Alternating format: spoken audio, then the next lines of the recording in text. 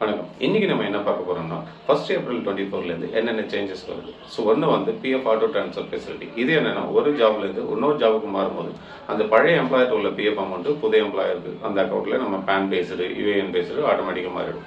இது ஒவ்வொரு ஜாப் மாறும்போதும் ஆட்டோமேட்டிக்காக ட்ரான்ஸ்ஃபர் ஆகிட்டே இருக்கும். ஃபைனலாக ரிட்டையர் ஆகும்போது அந்த பென்ஷன் வாங்குறதுக்கு அதுக்கெல்லாம் எல்லாம் கம்பைன் பண்ணணும் அப்படிங்கிற அவசியம் இல்லை. ஆட்டோமேட்டிக்காக எல்லா அமௌண்ட்டும் கம்பைன் ஆகி ஒரே அக்கௌண்ட்டில் இருக்கும். ஸோ இது ஒன்று.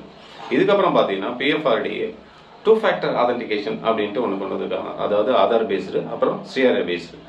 இதுலேருந்து நம்ம பர்சனல் டீட்டெயில்ஸில் என்பிஎஸ்ல என்னென்ன இருக்குது டீட்டெயில்ஸில் நம்ம கிளாரிட்டியாக பார்த்துக்கலாம்.